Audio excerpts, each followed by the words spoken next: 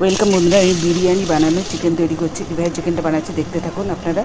আর এটার মধ্যে আমি এখানে বিরিয়ানির জন্য এগ, ডিম আর আলু সেদ্ধ করে ওটা ভেজে নিয়েছি। আর চিকেন ম্যারিনেট করে নিয়েছি। আদা, রসুন, পেঁয়াজ, কাঁচা লঙ্কা, টমেটো দিয়ে আমি ওটা পেস্ট করে নিয়েছি।